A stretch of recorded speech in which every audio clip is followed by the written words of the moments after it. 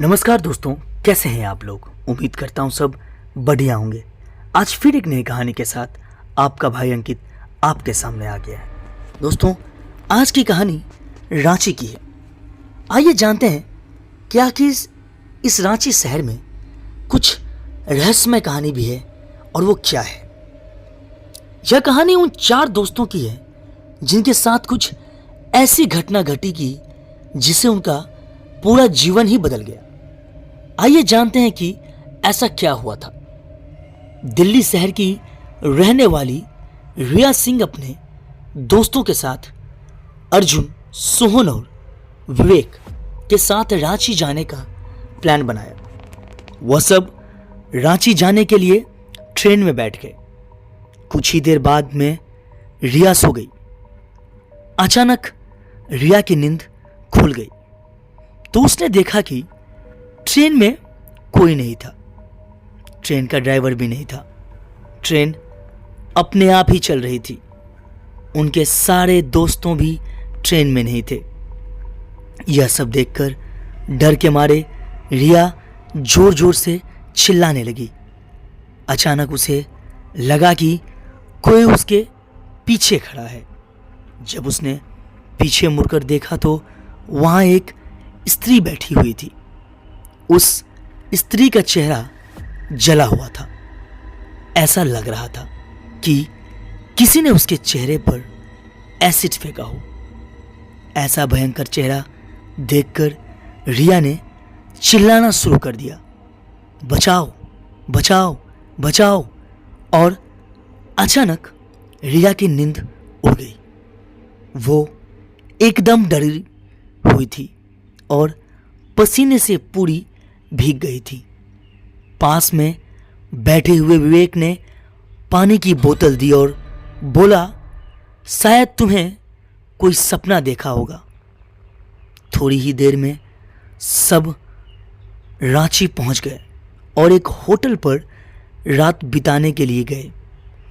Hotel में जाने के बाद रिया ने अपने दोस्तों को सपने की बात बताई। अर्जुन ने कहा, यह तो बस सपना था, तुम्हें टेंशन नहीं लेना चाहिए। लेकिन रिया को लगा कि यह कुछ और नहीं था। अगले दिन सब निकल पड़े रांची के आसपास के जगहों को देखने। उन्होंने कई जगहों पर जाकर फोटो खींचे और मजे किए। लेकिन रिया को अभी भी उस सपने की याद आ रही थी। शाम को वापस होटल पर आकर रिया ने टीवी देखना शुरू कर दिया। तभी अचानक एक खबर दिखाई दी जिसमें बताया गया कि रांची के पास एक पहाड़ है जहां पर कई लोगों ने भूत देखा है।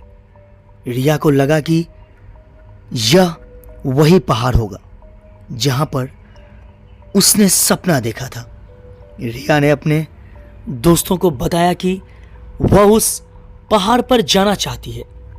अर्जुन ने कहा, यह पागलपन है, हमें वहां नहीं जाना चाहिए। लेकिन रिया ने जिद की और सब उस पहाड़ पर जाने के लिए तैयार हो गए। पहाड़ पर जाने के लिए उन्होंने एक गाइड लिया जो उन्हें उस पहाड़ के बारे में बता सकता था। गाइड ने बताया कि यह पहाड़ बहुत ही खतरनाक है और यहां पर कई लोग मारे गए हैं।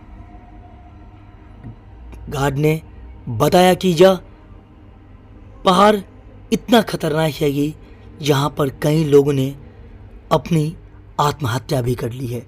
लेकिन रिया और उसके दोस्त ने हार नहीं मानी और वे उस पहाड़ पर जाने के लिए तैयार हो गए। जैसे ही वे पहाड़ पर चढ़ने लगे, उन्हें एक अजीब सी आवाज़ सुनाई दी। आवाज़ में कहा गया था, वापस जाओ, यहाँ से जाने की कोशिश मत करो। लेकिन रिया और उसके दोस्त ने उस आवाज़ को अनसुना कर दिया और आगे बढ़ते रहे। जैसे ही वे पहाड़ के शिखर पर पहुंचे, उन्हें एक अजीब सी दृश्य दिखाई दी। वहां पर एक स्त्री खड़ी थी जिसका चेहरा जला हुआ था। रिया को लगा कि यह वही स्त्री है जिसे उसने अपने सपने में देखा था। स्त्री ने उसे बताया कि वह इस पहाड़ पर कई सालों से फंसी हुई है और वह उन्हें यहां से जाने के लिए मना कर रही है। लेकिन रिया और उसके दोस्तों ने उसे बताया कि वे उसे यहां से मुक्त करने के लिए आए हैं। स्त्री ने उन्हें बताया कि वह एक शक्तिशाली आत्मा है और वह उन्हें यहां से जाने के लिए नहीं देगी। लेकिन रिया और उसके दोस्तों ने हार नहीं मानी और उन्होंने उसे मुक्त करने के लिए एक पूजा की। पूजा के बाद स्त्री की आत्मा मुक्त हो गया और वह उस पहाड़ से जाने के लिए तैयार हो गई। रिया और उसके दोस्तों ने उसे धन्यवाद दिया और वह उस पहाड़ से उतरने लगे। जैसे ही वे पहाड़ से उतरे, उन्हें एक अजीब सी अनुभूति हुई। उन्हें लगा कि वे कुछ बड़ा कर रहे हैं और उनकी जिंदगी अब बदल जाएगी। इसके बाद रिया और उसके दोस्तों ने अपनी जिंदगी में एक नया मोड़ लिया और वे हमेशा के लिए बदल गए। उन्होंने सीखा कि जिंदगी में कभी भी कुछ भी हो सकता है और हमें हमेशा तैयार रहना चाहिए।